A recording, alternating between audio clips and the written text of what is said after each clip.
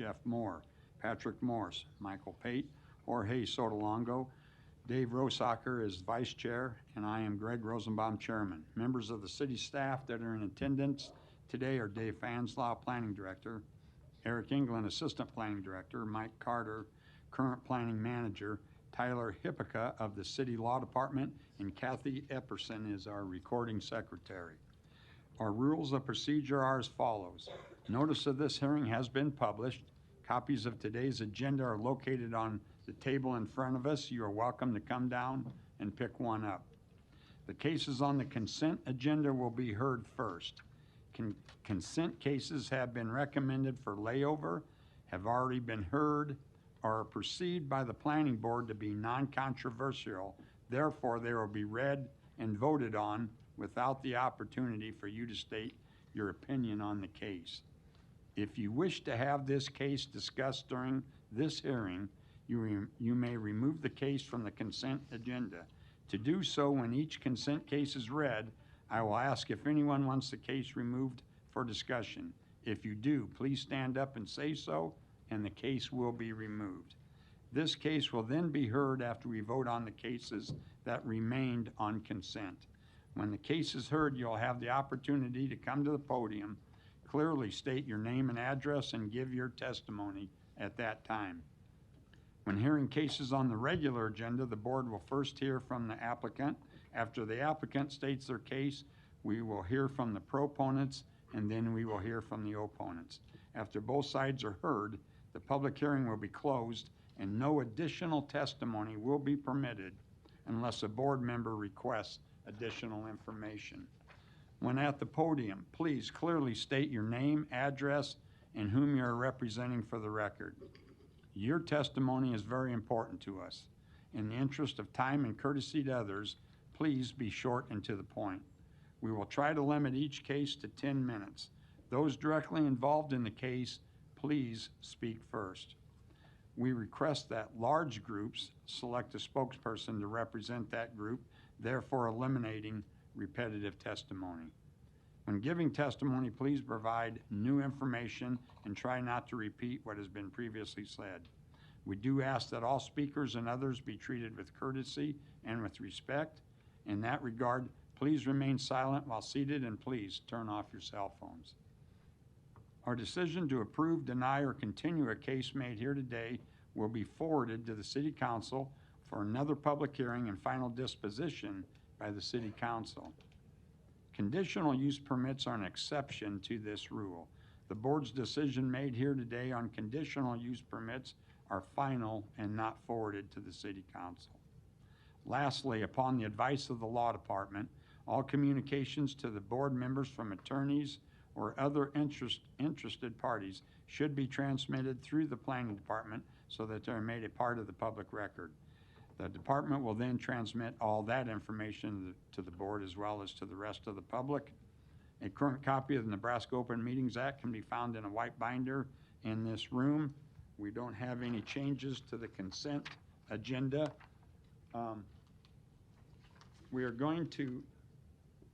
We're making a change in our format though with consent agenda, and Eric with the City Planning Department is going to explain what we're doing. Yeah, hi. So unfortunately, there's several meetings where we go through all the cases, and a lot of times there's one or two individuals still sitting here for a case that was already voted on at the beginning of the agenda in what's called the consent agenda. So we are modifying our procedures a little bit for this meeting to see how it goes. So the agenda that, if you picked one up here today in this room that says consent agenda, we're going off of that. So as you can see, the first 12 or 13 cases, they all are labeled in bold that says consent approval, or there's one that says consent layover, okay? So after I'm done speaking, Chairman Rosenbaum is going to read through the case number, the applicant, the request, and the location for each of those items, and after each one, he might group a couple together if they're the same site. Like the first two listed, number 5 and number 8, are the same site. So he'll read through those, and he will ask anyone if they would like it to be pulled off the consent agenda. If it is not pulled off the consent agenda, it will not be discussed further at today's meeting, okay? For the ones that are recommended for consent approval, they will be approved once they take a vote after reading through the 12 or 13 items. If it's consent layover, it would be laid over after that vote. So I just want to reiterate, Chairman Rosenbaum is going to read through them. If you want that case to be discussed or you want the opportunity to speak on that case, you need to raise your hand and say, yes, I want that off consent, okay?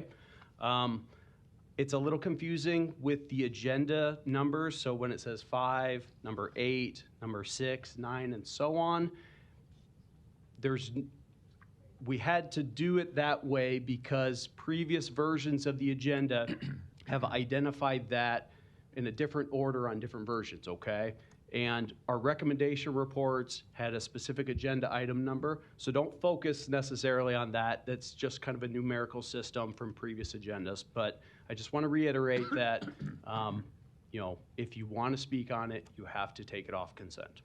You want Okay. to talk about maybe when, if it is taken off, when it would be heard Yep. then as well? Thank you, Mr. Payton. So as a change, if an item comes off the consent agenda, we will take those items first, okay? Typically, it would have gone in wherever it placed on the agenda, which wasn't always immediately right away, okay? So if items are taken off consent, we will get to those items first with the public hearing and so forth after the first votes. So thank you for a reminder. I also do want to make note that at 1:20 Central Time, apparently we're all getting an emergency alert on our cell phones, so I don't know if we'll need to take a pause. You know, I'm not really sure if that'll just buzz on our phones or if there'll be loud screeching. So just wanted to point that out for everyone in case you were not aware of that.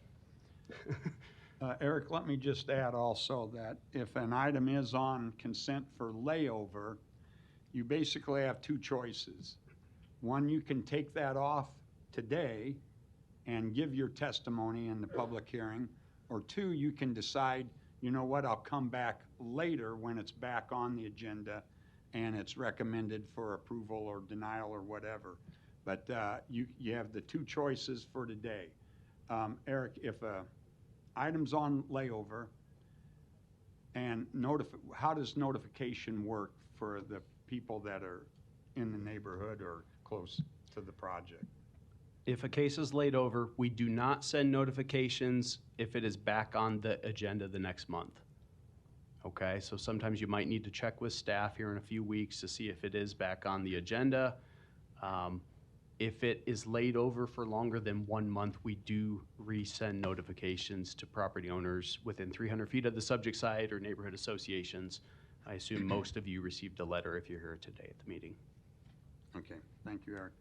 We're going to go ahead and get started with the agenda items on for consent. Agenda item number 5, case C12-23-200. It is on consent for approval.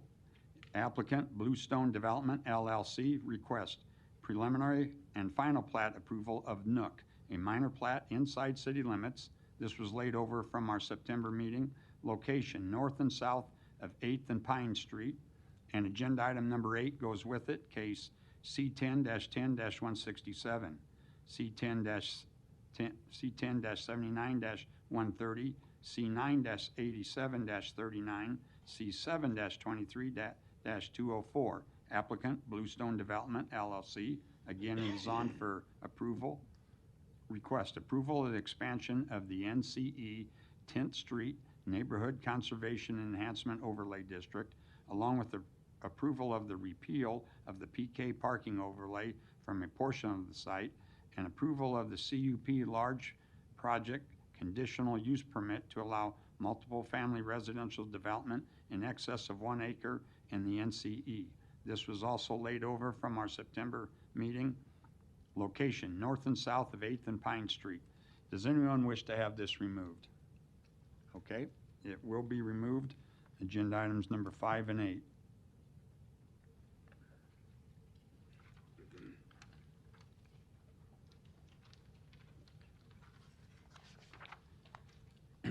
Agenda item number 6. 6 and 9 go together. I'll read both.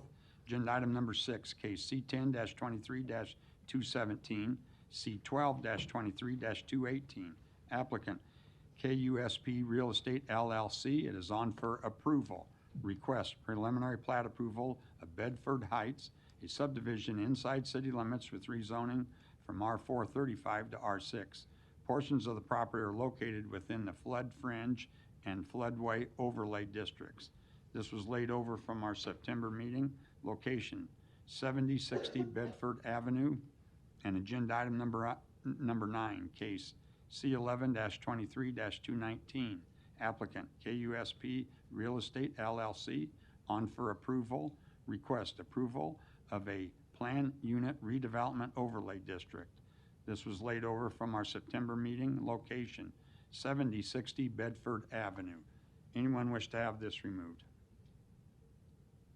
Okay, seeing none.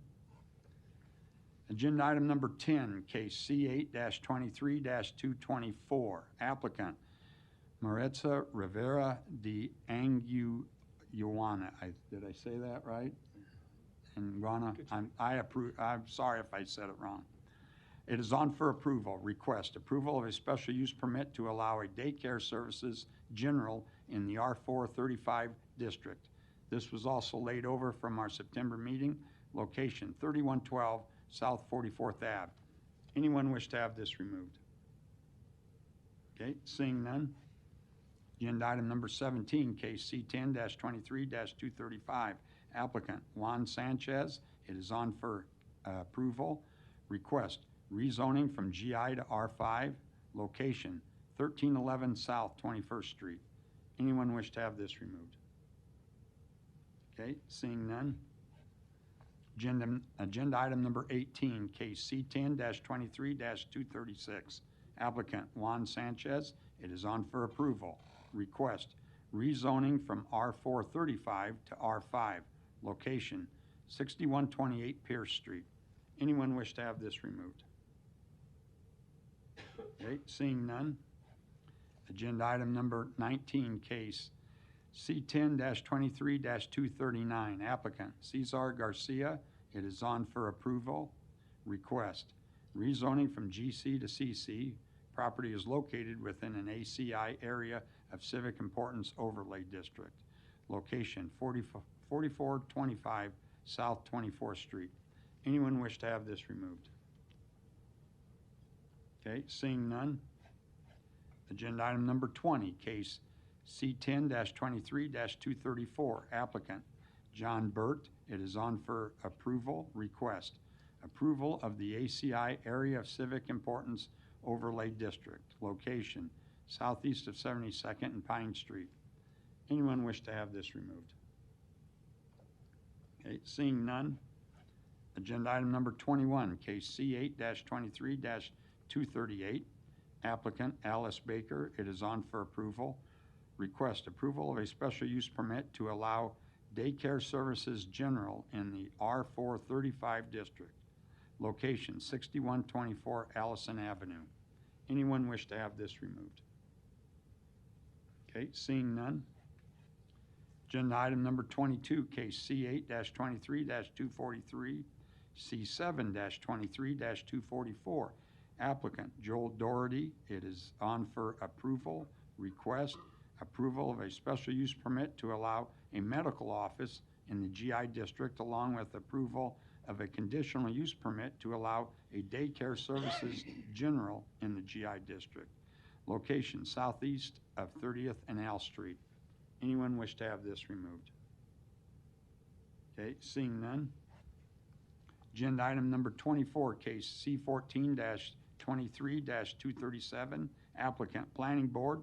It is on for approval. Request approval of the vacation of a portion of Newport Avenue right-of-way located between 48th Street and 49th Street, along with a portion of 48th Avenue right-of-way located between Newport Avenue and Reddick Avenue, as well as a portion of north-south alley right-of-way between Newport Avenue and Reddick Avenue.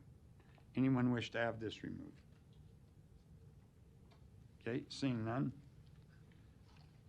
Okay, those are the end of our consent cases. Before I ask, oh, I'm sorry. We got the layover. Agenda item number 16, case C12-23-241.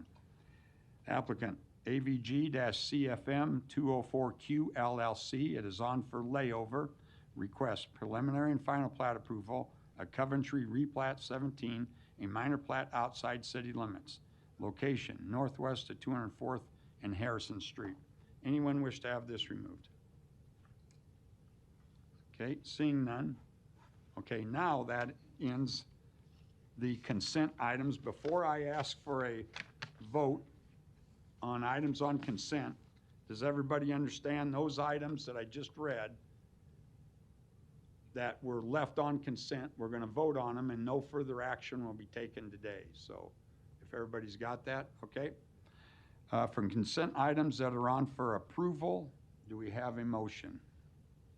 Motion to approve case number 6, 9, 10, 17, 18, 19, 20, 21, 22, and 24. We have a motion and a second. Kathy, please record the vote. Rosacker, Yes. Franklin, Yes. Moore, Yes. Morris, No, they were taken off. Pate, Yes. Sotolongo. Yes. Mr. Chair, Yes. approved 7-0. Okay, do we have a motion for the consent items that were on for layover? Motion layover case 16? We have a motion and a second. Kathy, please record the vote. Franklin, Yes. Moore, Yes. Morris, Pate, Yes. Sotolongo, Yes. Rosacker, Yes. Mr. Chair, Yes, approved 7-0. okay. Those items that were left on consent have been voted on. No further action will be taken today. You are free and welcome to stay, or you are free to leave. It's up to you. But we're going to take up the cases 5 and 8. They were on consent, and we'll get going with those. Consent item, agenda item number 5, case C12-23-200. Applicant Bluestone Development LLC request preliminary and final plat approval of Nook, a minor plat inside city limits, laid over from September meeting, location north and south of 8th and Pine Street.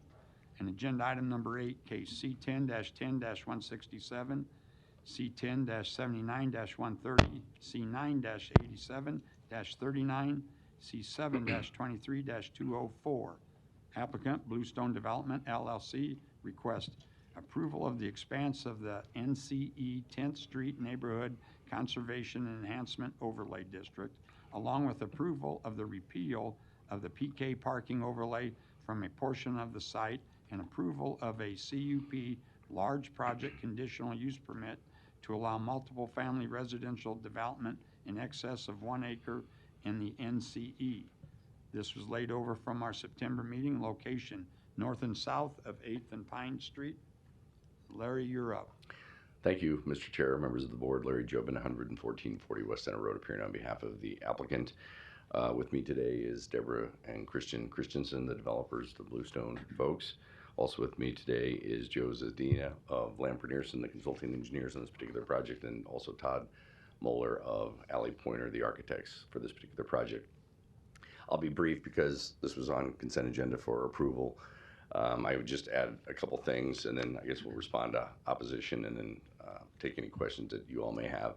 I would just point out that this is consistent with the master plan, it's consistent with the NCE plan that was already, overlay district that was already approved. This is just an enlargement of that plan.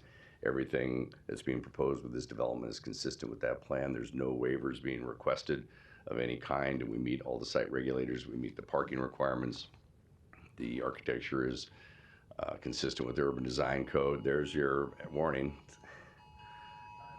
Sorry, Larry, done.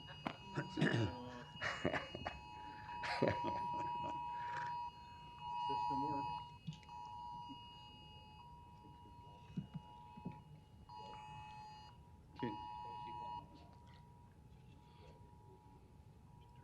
Can we turn the volume down or turn it? It won't work. There it goes. Okay, go ahead, Larry. All right, sorry about that. I guess I didn't cause that, did I? I felt like I did. So, uh-oh. Is that again? Oh, someone's late. Different services. Yeah, different service. There you go. In any event, hopefully you all recall what I just said after that. The other thing that I would point out is that there was numerous neighborhood meetings regarding this. There was small group meetings. There were large group meetings earlier this year in June. And Deborah and Christian reminded me, back when they first started looking at this project, which was 7 years ago, believe it or not, and then COVID hit and it kind of was delayed, that there was this plan that the neighborhood put together with RDG. And what Deborah and Christian did as part of this development is made sure that what they were developing and what they were proposing was even consistent with that original neighborhood plan that RDG put together 4 years ago or so. So with that, and then I guess I would just point out, we did have the redevelopment plan that went to the city council yesterday, and it was unanimously approved 7-0. So the redevelopment plan that you all heard in August, and my understanding is you had an hour discussion, so that's why I don't want to take too much of your time getting into the details, and if you have specific questions, we can address those. But again, the redevelopment plan that you all recommended for approval in August was approved yesterday unanimously by the city council. So with that, I'm happy to answer any questions and respond to any opposition. Okay. Thank you. Thank you, Larry. Any other proponents wishing to speak? Seeing none, are there any opponents?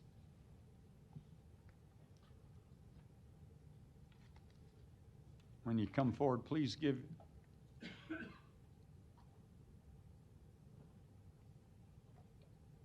your name and address also. Thank you. Afternoon, members. My name is Kim Kalkowski. I live at 1502 South 10th Street. Did you say Kim? Yeah, Kim. Okay, thank you. My dad was Ken. I'm just reiterating everything that was said in the small group meetings that were like 10 of us that we had with them in May. Repeating the same thing we said when there were 80 to 100 of us, which we had in June at the Cabrini Parish Center, in May, in June, and at your planning board in August. Pretty much everybody said scale's way too big for the neighborhood. You don't have enough parking, and what is this bringing to our neighborhood? We're told that we live in a blighted area. We do not, but I guess it's a nice little fig leaf that somebody in administration, not your administration, city comes up with to say, hey, there's a buck to be made, which is all this seems like to me. I mean, we, the residents of the neighborhood, are going to be inundated with 400 to 500 more cars. We live, if you've ever been down to Little Italy, 13th Street has 4 lanes, but every other street is a 2-lane street. We don't have the capacity to deal with it. I showed some of these pictures yesterday, and taking pictures, that's on William Street looking east from 10th up to 8th, and I believe Bluestone counts all of those as their parking places. These are people parked in no parking zones, and that's because there's not enough parking already because Dahlman Flats doesn't have enough space. Dahlman Flats said that they did have enough spaces, but they didn't have enough spaces, so then they came back and they leased 46 spaces from the city. So we were told as a community, don't sweat it, these are all your spaces to use too, and then 46 were taken away. We had no input on any of that, so you can say one thing and then do another. These are more people parked in no parking zone, more people parked in no parking zone. This is, there's not enough parking there right now. We've asked them repeatedly. They have 188 off-street spaces. There's 250 apartments. 1 and 2 bedroom apartments. I just really need somebody to tell me how anybody really believes that only one person will live in every 1 bedroom apartment, only one person will live in every 2 bedroom apartment, and nobody will ever visit them. And then that's counting all these spaces on the street as theirs, which is what they did when they put in Nove, which is what they did when they put in anything, Little Bow. They count these spaces as theirs, and then they're not. They're like public spaces, unless, of course, they go and lease them from the city. So we're just looking at our neighborhood being inundated. We're looking at traffic jams. We're looking at our entire quality of life kind of going to hell in a handbasket. And I mean, it doesn't matter how many times we've said it. I mean, I believe you said that there wasn't any controversy. There's no controversy from them or their investors. They had their TIF plan, you know, not the final approval done yesterday, but pretty well on its way. I was told at the beginning, you know, 5 months ago, this is a done deal. Don't waste your time and breath. And so every time we've had our meetings with them and here before the planning board and at city council, tell me how it isn't just like investors want to come into whatever neighborhood, not just mine, other ones too. How they say that they consulted with us. They consulted with us if consulted means listening to somebody and then doing nothing about it. So, I mean, yeah, we know that we're arguing against the behemoth of money, power, everything else around the city, and it's just frustrating beyond belief. The neighborhood doesn't want it. Yes, they have pretty color facades. Yes, they did a really nice job designing it. It would be a great project, but not in our neighborhood. Our neighborhood cannot support it. So I mean, I don't know, I believe any of you would be standing in my place if this were your neighborhood. If you were going to have somebody come in and just wholesale take over your neighborhood and not have the infrastructure, you can't do anything with our streets. You can't widen them. You can't do a traffic study to change anything. We had the Pine School, the 2019 study that was done. You know, that was done, they said, oh yeah, it'll be fine for the Pine School, and they were kind of in the background at that time. Oh yeah, it'll be fine when you add all these cars to the neighborhood. We've asked them, one gentleman asked them 3 times in the June meeting at the parish hall, can you tell us how many people live in your 1 bedrooms, because they were talking about all their other developments, who you have 2 people on the lease for. So we're just trying to really get a lot, nope, we have no way of knowing that. So we don't know. I mean, for all I know, everybody in 1 bedroom does only have 1 car, but in my apartment building, every 1 bedroom has 2 cars, and several of them have 3 cars because one people in the couple has a company car. So the one-on-one equivalency is saying that with 188 spaces and counting, God only knows, like 70 more, 80 more on the street. The 80 on the street are not theirs, and they're not going to have 250 cars there. They're going to have at a minimum 400. So I would just, I had brought up before, if you want to rent half of your apartments at half price to somebody who only has a bicycle or only has a Metro bus pass, cool. All from 8th down to 13th is a 5-block walk, so it's not like there's any public transportation anywhere. We have nothing on 10th Street. I mean, I sound like an angry, frustrated person only because I am right now, because it doesn't matter what we say. And so it's demoralizing to have to come and try and make a point that you gotta be reasonable, and this doesn't pass any reasonable standard. I mean, one city council yesterday told me there's never gonna be unanimity on anything.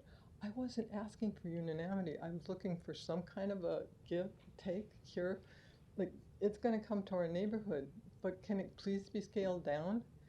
Because we cannot support 250 apartment units. There is, you know, green space, which we're going to lose. We're going to lose probably 75 trees. All of that been told, but there's nothing we're getting out of it. Nothing. Nothing. We're not getting a grocery store in our neighborhood, which we desperately need, and we've been asking the city for years. There's no positive to this for us. So I appreciate you very much listening. I would just like really to work with you and to come to some kind of Missouri compromise on this, because you are not going to live there. You are not going to live there. It's our neighborhood that's going to be trashed, and the bell can't be unrung once you've trashed it. It's kind of gone. So it would be really lovely if some of us could feel, again, a lot of people had to work today, couldn't take off work again. It would be really lovely to just feel that y'all aren't rubber stamps, and that anything that comes your way, you go ahead and appoint or approve, because we've spoken up. of course, I'm biased. This is my opinion, so of course I think my opinion has some merit, but I can't see how it doesn't at least hold some water. I'm not standing up here holding a leaky bucket saying, "Meh," not. I would just really love if one of you could even tell me that you wouldn't be standing up here if it were your neighborhood that was going to go to trash. So I'm sure there are 50 other things I wanted to say, but you guys have other business too. So thank you for listening. Thank you, Kim. Any other opponents?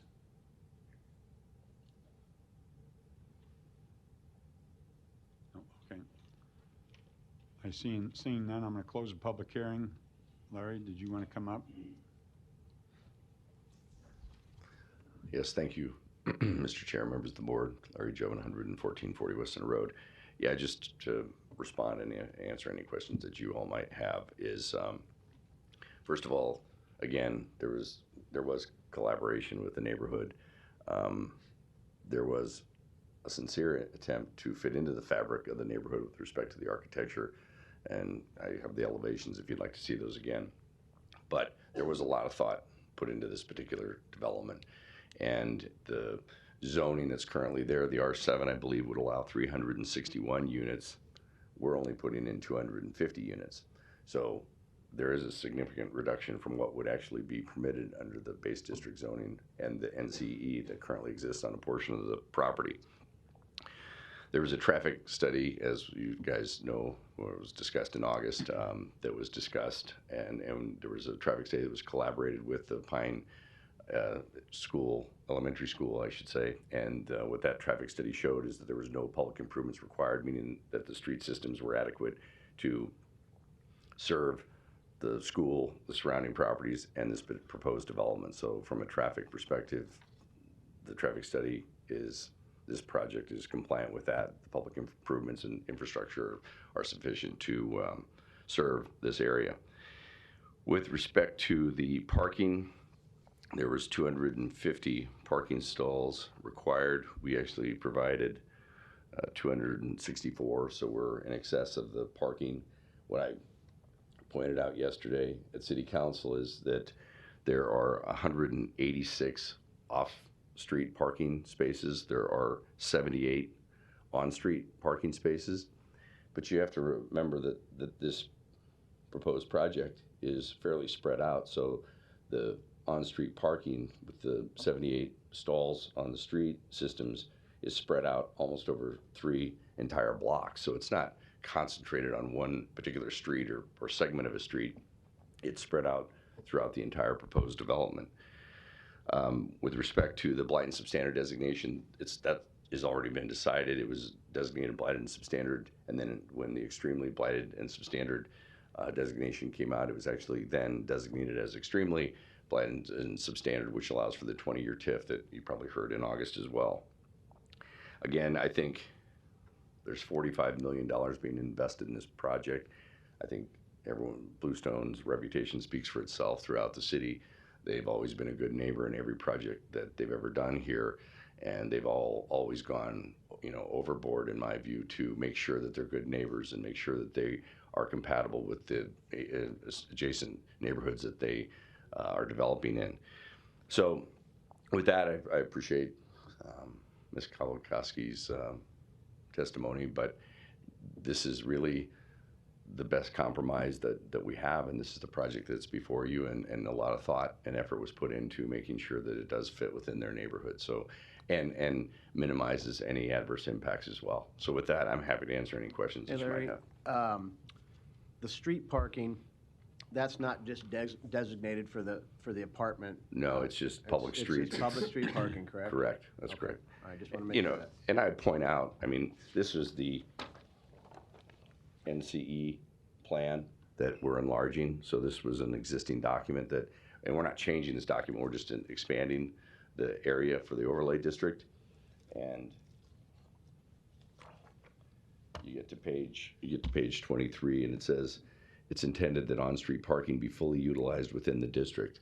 So, that was in the NCE plan. That was what was called for. So there's nothing out of the ordinary with respect to 78 parking stalls being on the street. Any other comments or questions for Larry? Okay, thank you, Larry. Thank you. Before we go to Eric, any other comments or questions? Nope. Eric? Yeah, so I'll just reiterate, this was previously laid over for the project in needing additional stormwater requirements and materials submitted to the city. If it wasn't for that, this would have been recommended for approval a couple of months ago.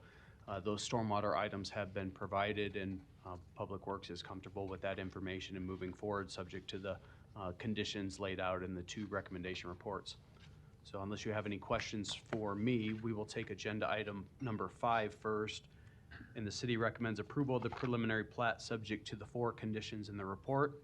Approval of the final plat subject to compliance with the conditions of preliminary plat approval and submittal of an acceptable final subdivision agreement prior to city council. Sir, I'm sorry, I closed the public hearing, so. Where he said that there was parking, there's actually no parking around that school, Sir, I closed the public hearing. so he just lied. And that's where all the parking is supposed to be. Sir, please. Before I ask for a motion, I just, and maybe I shouldn't address this, but Kim brought it up that sometimes we're looked upon as a rubber stamp board, and that, I just want to say that by the time most projects get to the planning board, the planning department has spent months, if not years, on projects with the developer, and they work on them and require things, and the developer makes things happen, and it goes back and forth. By the time they get to us, most projects have been worked out and they fit zoning. They said that we've known for Sir, 12 years I'm gonna about ask to have that. you removed if you keep going.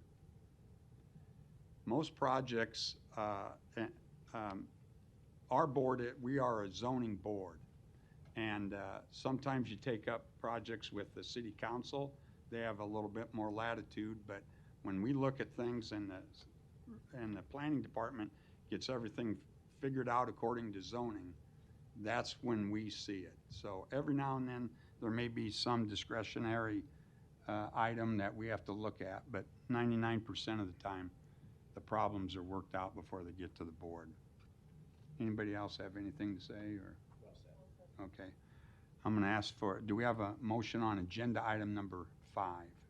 I'll move approval of the preliminary plat subject to the 4 conditions outlined in the recommendation report, and approval of the final plat subject to compliance with the core conditions of the preliminary plat approval and submittal of an acceptable final subdivision agreement prior to forwarding the request on to city council. Second. We have a motion and a second. Kathy, please record the vote. Rosacker? Yes. Franklin? Yes. Moore? Yes. Morris? Pate? Yes. Sotolongo? Yes. Mr. Chair? Yes. Approved 7-0. Okay, agenda item number 8. Yeah, so for Eric. agenda item 8, this pertains to several items. It's the expansion of the NCE, as Larry had mentioned, the repeal of the parking overlay that's on a portion of the site, and then approval of a conditional use permit large project, which is a requirement of that 10th Street NCE plan. There was a comment previously about on-street parking and maybe not being allowed, so I do just want to point out condition number 3 in part of the conditional use permit request is the proposed parking changes to allow parking on the south side of Pine Street and the east side of 8th Street is subject to further evaluation by the Public Works Traffic Division. It may be subject to the applicant providing for public street paving improvements. So, that's continued, an item that Public Works is continuing to analyze regarding the on-street and, the circulation around the school, and sometimes there's one-way and two-way. So I just wanted to point that out. For agenda item number 8, staff recommends approval of the expansion of the NCE 10th Street Neighborhood Conservation Enhancement Overlay District, approval of the repeal of the PK overlay for a portion of the site, approval of the conditional use permit large project to allow multifamily residential in excess of 1 acre subject to the 7 conditions in the report. Okay, do we have a motion? I move for the approval of the expansion of the 10th Street Neighborhood Conservation and Enhancement Overlay District. Approval of the repeal of the PK parking overlay from a portion of the site. Approval of the conditional use permit large project conditional use permit to allow multiple family residential development in excess of 1 acre in the NCE, subject to the following 7 conditions. Second. We have a motion and a second. Kathy, please record the vote. Franklin. Yes. Moore. Yes. Morris. Yes. Pate. Yes. Sotolongo. Yes. Rosacker. Yes. Mr. Chair, Yes. approved 7-0. Okay, the next part of the meeting is administrative only for agenda items number 1 and 2, which means there will be no opportunity for public testimony. Agenda item number 1, case C10-20-45, case C12-20-46. Applicant Woodsonia North Streams LLC. Request final plat approval of North Streams, lots 209 through 321, outlots I and J, a subdivision outside city limits with rezoning from AG to DR and R4. Location, northeast of 204th and Q Streets. Eric. Yeah, so this is the second phase of North Streams. This includes 112 single-family lots, 1 lot for a park, and 2 outlots. The full site includes 174 acres and 327 lots with a combination of residential and mixed-use zoning. The first phase was approved by City Council October 2021. There's not a lot of items that need pointing out for this. We'll need a final tree mitigation plan and acceptable subdivision agreement prior to City Council. So staff recommends approval of the rezoning from AG to DR and R4, approval of the final plat subject to the 3 conditions in the report prior to City Council. Any comments or questions from the board? Do we have a motion? Motion to approve final plat, subject to meeting the 3 conditions of the staff report prior to forwarding to City Council.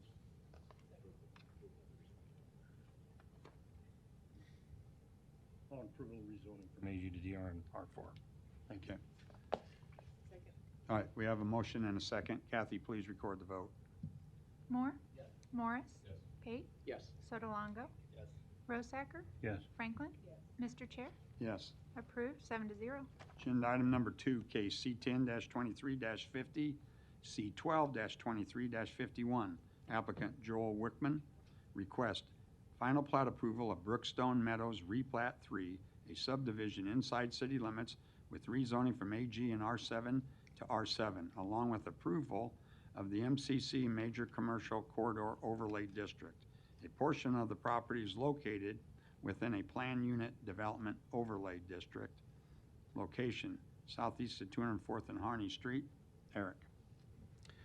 Yeah, so the preliminary plat of Brookstone Meadows, replat 3, came to the planning board back in June and then approved by City Council on August 15th. It includes 2 lots as an expansion of the assisted living facility for individual villas.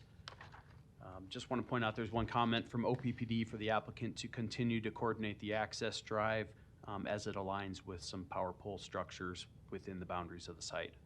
Staff recommends approval of the MCC overlay district, approval of the rezoning from AG and R7 to R7, approval of the final plat subject to submittal of an acceptable final subdivision agreement prior to City Council. Any comments or questions? Do we have a motion? I move approval of the MCC Major Commercial Corridor Overlay District, approval of the rezoning from AG and R7 to R7, and approval of the final plat, subject to the submittal of an acceptable final subdivision agreement prior to forwarding the request on to City Council for final action. Second. We have a motion and a second. Kathy, please record the vote. Morris. Yes.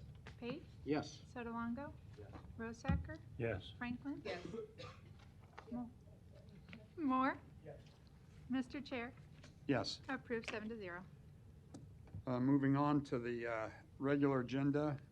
Agenda item number 3, case C3-23-226. Applicant Planning Department on behalf of the City of Omaha request approval of the 30th and Fowler TIF redevelopment project plan laid over from our September meeting. Location, northwest of 30th Street and Fowler Avenue. Don, you're up. Yeah, good afternoon, Don Seaton, Omaha City Planning Department.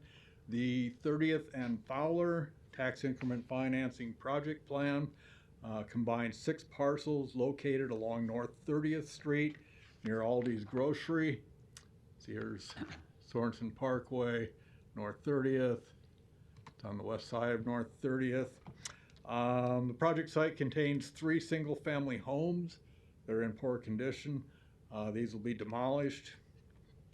and a new commercial building of about 4,185 square feet will be constructed. This rendering gives you a kind of a feel for the design and style of the building. It's not quite literal with the site plan in terms of how it will be constructed, but gives you a good flavor for the building. The developer will lease the space. The tenant will be a financial institution. We'll have a surface parking lot on the site with 29 stalls. The project is in an extremely blighted area, so it'll be a 20-year term TIF. The developer is Woodsonia Fowler LLC, managed by Mitch Holen. Total project investment in North Omaha is about $2.7 million. The TIF support is $322,179. Project meets the required criteria of the TIF program. It's an appropriate land use for the area. We ask for your support. Okay, thank you, Don. Any other proponents? Good afternoon, Mr. Chair, members of the board. Bob Griffith, 11440 Weston Road, here on behalf of the applicant, Woodsonia Fowler LLC. Thank you, Don, for your help in your presentation. Thank you as well to the city staff. They worked with us closely to get the project to this point. So we, as always, are grateful for their guidance. Just add a couple things. As John indicated, this will be most likely a financial institution. We're anticipating about 10 very high quality permanent jobs to locate in that community. So that's a big positive to this particular project as well. There's about $100,000 in public improvements. Other than that, happy to answer any questions. I would also point out that there's been good outreach to the community as far as neighborhood associations. We've reached out to the Fabric Association, Miller Park, and Monmouth Park neighborhood associations, and that communication is ongoing. I've also reached out to Councilwoman Johnson, have her speak with us about her suggestions and inputs as well, and so we're setting up a meeting with her offices hopefully this next coming week. So with that, happy to answer any additional questions. Thank you, Bob. Any other proponents? Seeing none, are there any opponents? Seeing none, I'm going to close the public hearing. Eric? Yeah, I would just add that the planning board recommended approval of the rezoning last month to change the commercial zoning to a different designation from GC to CC. Staff recommends approval. Okay, do we have a motion? Second. I have a motion and a second. Kathy, please record the vote. Pate? Yes. Sotolongo? Rosacker? Yes. Franklin? Moore? Morris? Mr. Chair? Yes. Approved 7-0. Agenda item number 4. Case C12-23-192, applicant REI Funding Group LLC, request preliminary plat approval of Hanson's Country Club Hills replat 4, a subdivision inside city limits. This was laid over from our September meeting, location northeast of 72nd Street and Silver Valley Road. May we hear from the applicant, please?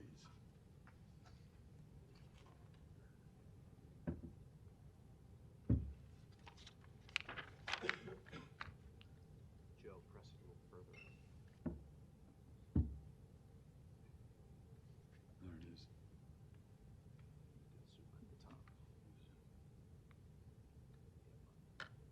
Okay.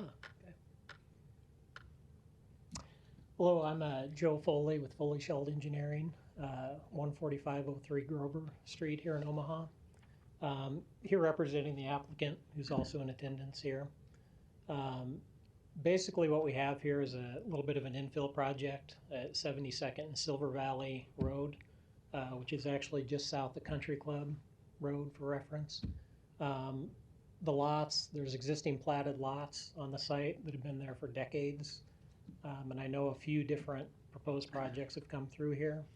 What we're proposing is to replat the 12 existing lots, one of which actually fronts 72nd Street, into 13 R2 zoned lots. We're keeping the zoning the same. And all the lots would be accessed from the interior streets. There would be one outlot for stormwater detention to meet the stormwater requirements. We are proposing to use street improvement districts and sewer improvement district to do some of the infrastructure work. That work would include the improving of about 600 feet of the existing street system into streets that meet the city standard. A lot of the neighborhood doesn't quite meet that yet. So the main entrance coming into the neighborhood would be city standard built streets. With that, I'm going to leave it to any questions you might have and be happy to answer any questions. Okay. Yep. Thank you, Joe. Any other proponents?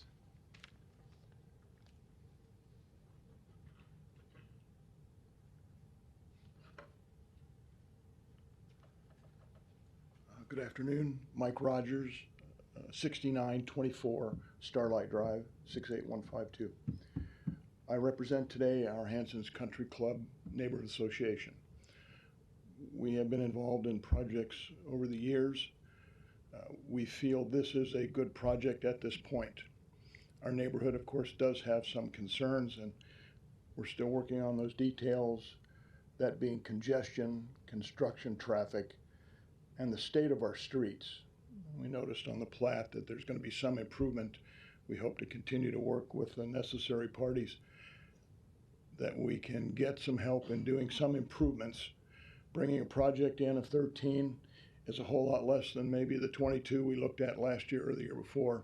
So 13 is a number that we as a neighborhood group can find acceptable. Congestion's a problem. Are we going to have to deal with one developer or 13 for the number of plats, one for each? We do have some concerns. We understand this is a first step to get things really moving, and we'd like to see things get moving.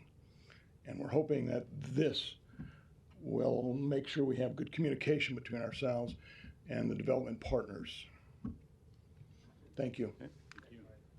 Thank you, Mike. Any other proponents?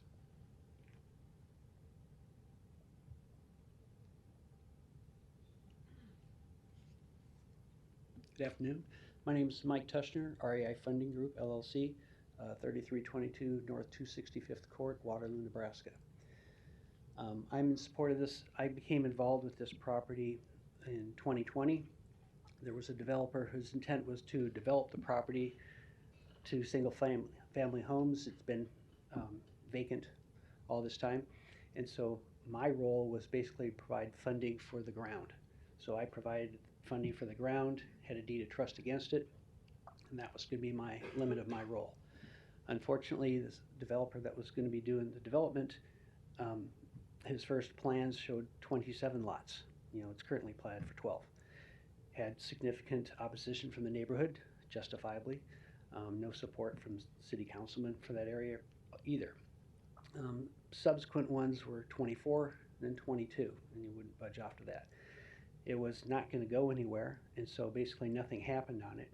Finally, after 2 years, the time it was all supposed to be done, nothing had been done other than it accumulated 2 more years of unpaid taxes.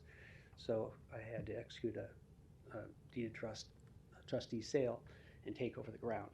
We did meet with the neighbors, met with city councilmen, to find out what's going to take to get this moving. Well, the thing was very clear. The neighborhood has large lots. It's near Country Club. You know, tiny little lots isn't going to cut it for support. They made it very clear they did want to see it developed versus just vacant ground where it is today, but they wanted to have larger lots. So we started contacting developers, like who would like to build this. Well, several interested parties. Nobody will touch it the way it is because the current 12 plats, one of the lots is on 72nd Street. The address is 7525 North 72nd Street. City doesn't want access to 72nd Street. The other thing that the city doesn't like about the current platting is there is no outlot for storm water retention and all that sort of thing. So in working with the engineer, it's been redrawn to have 13 lots, one lot with stormwater retention to satisfy the city's requirements there, and none of the lots accessing directly to 72nd Street. Part of that is also the new street improvements on the main entrance to there, which also all the adjoining property which goes up Glendale Avenue too. So that would be another part of the improvement. So we feel that this addresses what the neighborhood is looking for.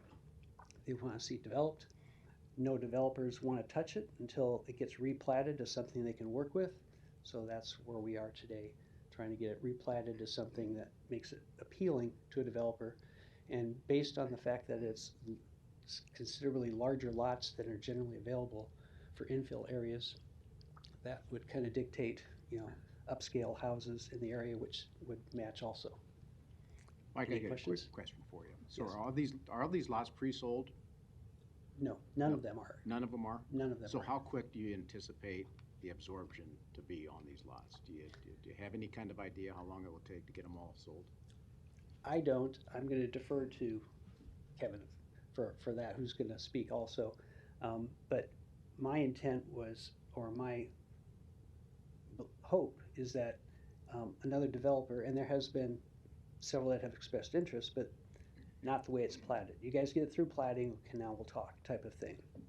But that would then take the project and then tackle it from there as one. If that is preferred to the other option of that we just hold the ground and we let individual builders build on them and we sell off the lots individually. Both options are open right now. The desire would be one developer to tackle it and make a 13 home addition. I would think it wouldn't take long for that area to be fully absorbed because I the get- feel of the area. I get and letters. the size of the lots. I get letters, hey, I'm interested in a lot. And I think the neighborhood would probably appreciate it Yes. as well that way, And, so that's why I asked the question. The agent who's handling fielding the calls for it also gets calls all the time about, hey, I'm interested in a lot. So we've got a lot of inquiries for individual lots. Good. Trying to make it a package for a developer. Sure. That's the preferred way. Any other questions for me? Not a question, just a statement. I want to thank you for working with the neighborhood, changing the lot size, all that, and keeping that communication open. So, Yep. thank you for doing that. Been working with them, trying to give them updated drawings and everything like that, because I understand their perspective. They want to see it develop. Great, so do I. Yeah. But we both need to get it to a place where there's somebody interested in it, since the city, we did have a meeting September of last year with the city councilman, and then he sent us to the city planning board. We did have a meeting with them, and looking at the current plat in here saying, if you want to build on this, no, we're not going to let you, because we're not going to have somebody access directly to 72nd Street. You don't have an outlot for stormwater retention. That's a deficiency in the current platting. So it's okay, well, what do we need to do to get it meeting those types of codes? And that's what Joe has worked on. Just to expand on what I said a little earlier is for developers, if they don't work with the neighbors or don't meet with the neighbors, that's an easy no vote from the planning board. So, Understand that. Okay. Any other questions for me? Thanks, Mike. Thank you. Thank you. Any other proponents?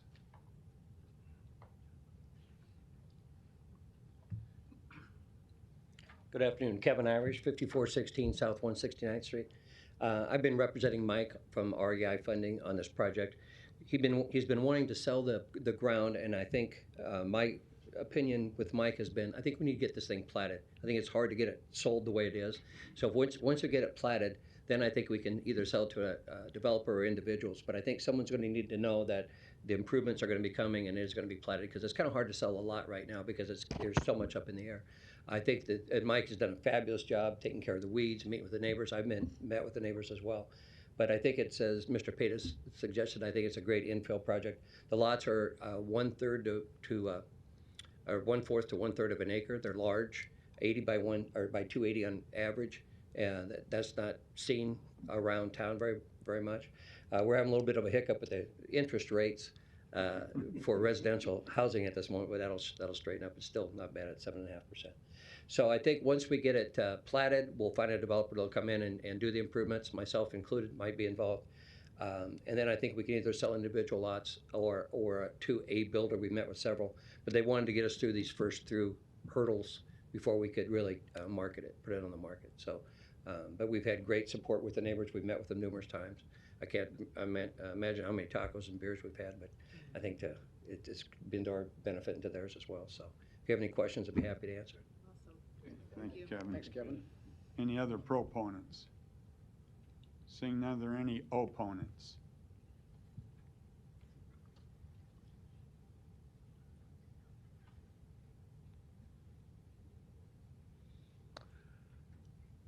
Tom Bogatz, 7415 Silver Valley Road.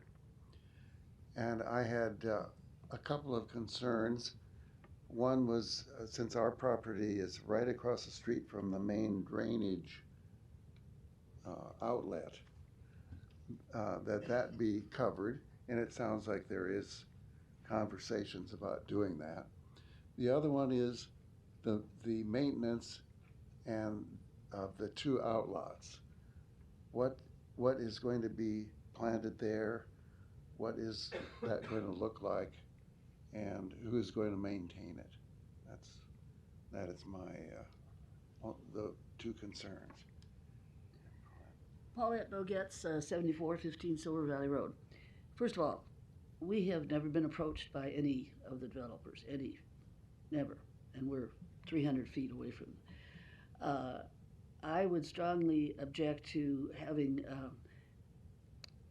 before it's been sold, it didn't work out what they wanting to put 27 places on there. It didn't work out. But I would be very, I would not care for several, I want it to be sold as one builder doing it, and so that it's not hodgepodge. It's, I would not like it to be sold in individual lots. I believe it should be sold as the whole thing, and a one developer take care of it, so it has some consistency and doesn't bring down the value of our homes. Right now, the empty lot is not bringing down the value of our homes, but if it was a hodgepodge, it would bring down the value. So, thank you. Paula, real quick, is it Paula? Paulette, yes. Paulette, sorry. So, does Country Club Hills have a homeowners association? Yes, it does. Do they have covenants that dictate architectural style and structure? Yes. I assume yes, they do. Yes, yeah. Okay. Yeah. So within that, then they have to conform within those architectural requirements on your homeowners association. Okay. Okay. Okay. Should comply with it. Okay. Okay, so I think you're okay. Thank you. Any other opponents? Seeing none, I'm going to close public hearing. Oh, Mike, where you are, just a second. I'm going to close the public hearing. Mike, come on up if you want to make a quick point. Good afternoon again. I am representing our neighborhood association as per covenants. Oh, Mike Rogers, 6924 Starlight Drive, 68152. The covenants that were in existence, they're still in existence, but they are not valid, and they were written back in the 60s.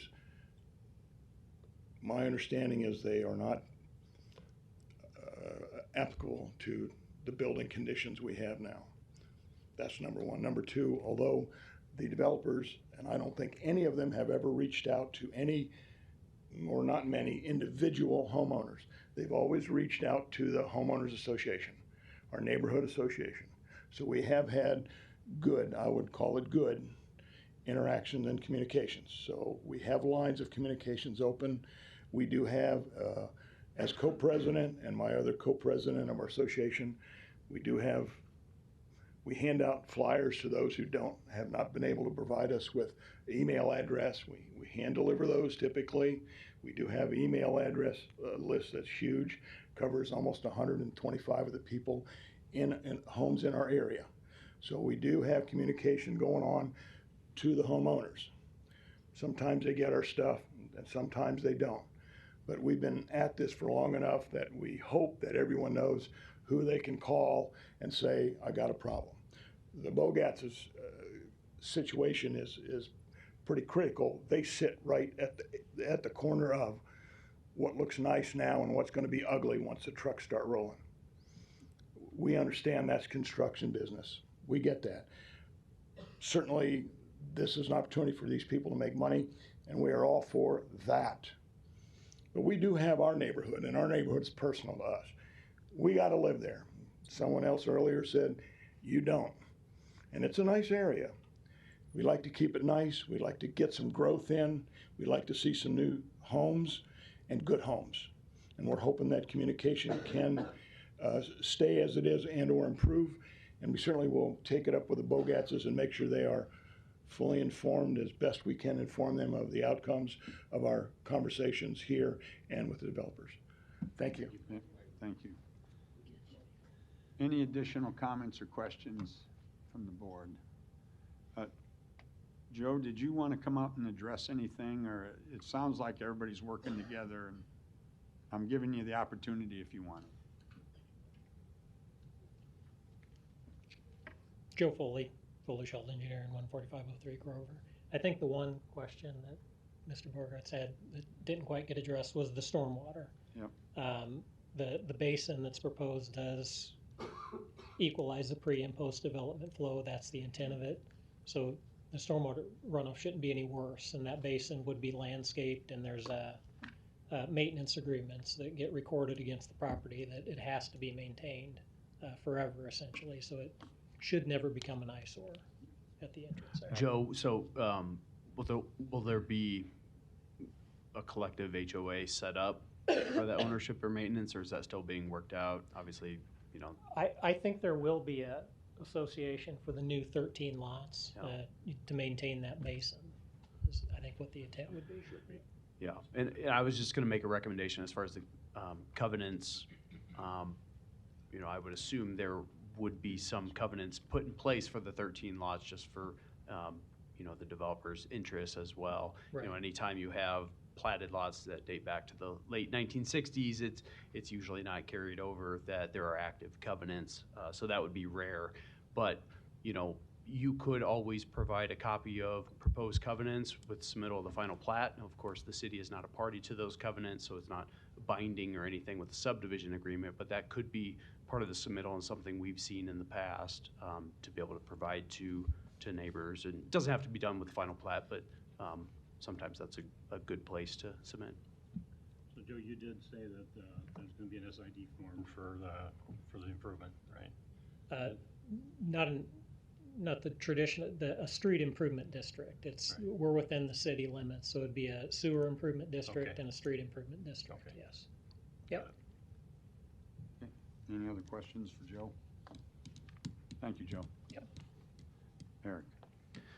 Yeah. So I don't have much to add. Obviously, several of the testifiers kind of recap the history, which I had mentioned in the pre-meeting and last month, that, yeah, we've seen a lot of different versions and renditions of potential replats and development for this site. So it's good to see that, you know, in the past we have had some pretty stark opposition and quite a few letters for some of those proposals. So it is good to see there's a lot of progress being made. So with that being said, we get to the right page here. Staff recommends approval of the preliminary plat subject to the 9 conditions in the report. Do we have a motion? I'll move approval of the preliminary plat of Hanson's Country Club Hills Replat 4, subject to the 9 conditions outlined in the recommendation report. Second. We have a motion and a second. Kathy, please record the vote. Sotolongo? Yes. Rosacker? Yes. Franklin? Yes. Moore? Yes. Morris? Yes. Pate? Yes. Mr. Chair? Yes. Approved 7-0. We're going to take agenda items 7 and 11 together. Agenda item number 7. Case C12-23-171, applicant James T. Smith Jr. requests preliminary plat approval of Smoky Ridge 2, a subdivision outside city limits with the waiver to section 5399 sidewalks laid over from our July meeting. Location 13111 North 72nd Street. And agenda item number 11, case C8-23-183, applicant James Smith Jr. requests approval of a special use permit to allow development in the ED North Hills Environmental Resources Overlay District, also laid over from July. Location 13111 North 72nd Street. Can we hear from the applicant, please? Elizabeth Hunter with Snyder and Associates. I'm an engineer and a planner. The address is 11850 Nicholas Street here in Omaha. We've been here before, so I will just reiterate the location. It's right to the east of 72nd Street, which is shown here, this street up and down, and then this street here is Northern Hills Drive. So this spot right here is the location where the Irvington Volunteer Fire Department is. And so utilizing the road in that you see drawn with the curvy sawgrass road here, utilizing that road, we would connect to it to the north for the additional lots that we have planned. We'll zoom out.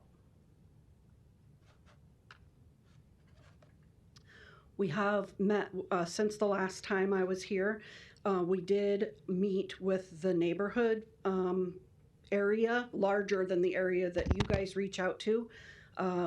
Jason from the Volunteer Fire Department helped plan that at the fire department location. We did take attendance. We turned that into the planning board. There was a nice crowd. Lots of people came. So we've amended a few things here to try to comply with the comments that we've actually met with the planning department a couple times since the last time we've met as well, to go over different things. But I feel like the stuff that we're presenting now meets all the conditions that they had given to us through the planning department, and we've tried to ameliorate the concerns from the neighborhood as much as we can that still works for the development. So I do have one item that came out in the staff report that is possibly not correct about the tree mitigation. I think there's a little confusion on the number. In the staff report it says 37 trees, but we had turned in an amended one when we changed the development and the location of we went from rain gardens to a pond, and so we kind of changed all the disturbance areas.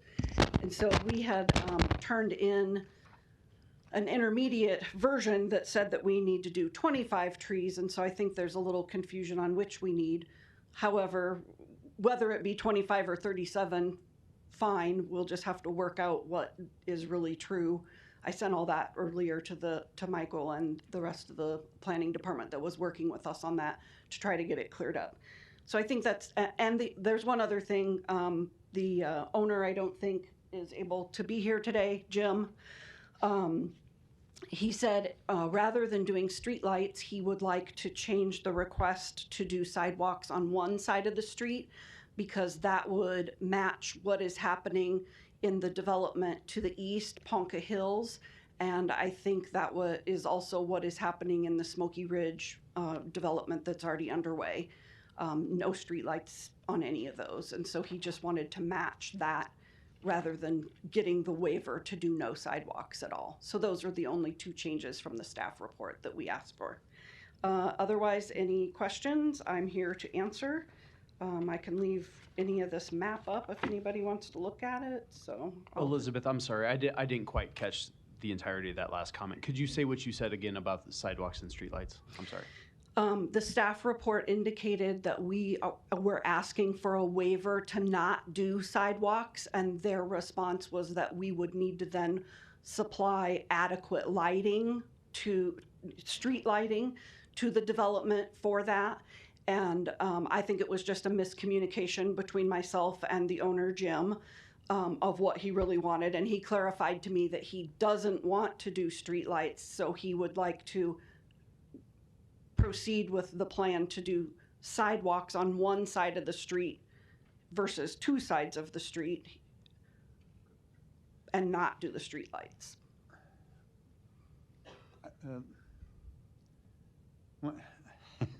Just thinking, I live in a neighborhood that does not have sidewalks, and we have developments. I'm not positive about Smoky Ridge, but Ponca Hills has sidewalks on one side of the street, and we would do that as well. The same thing as, so Yeah. that's an existing. Right. It's under development right now, so. Okay. I don't know, I gotta give that some thought. Any other questions for Elizabeth? Okay, thank you. Any other proponents wishing to speak? Seeing none, are there any opponents?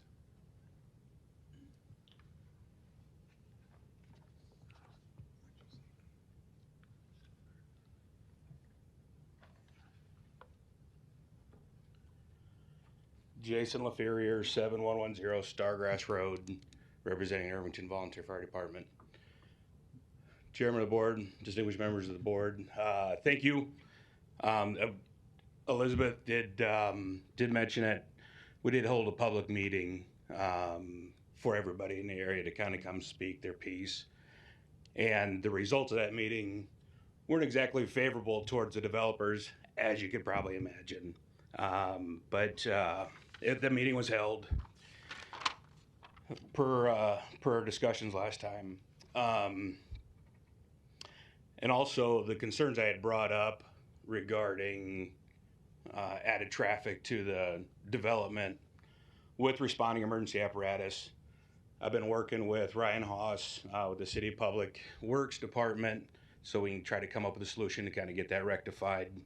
Don't know if that has any bearing on your decision or not, but we have been talking about that. The thing I've got a big question on the most is the tree mitigation plan. Jim Smith, when he bought the property, he came in right away, guns blazing, removed a lot of trees. The 3 large piles are still on the property.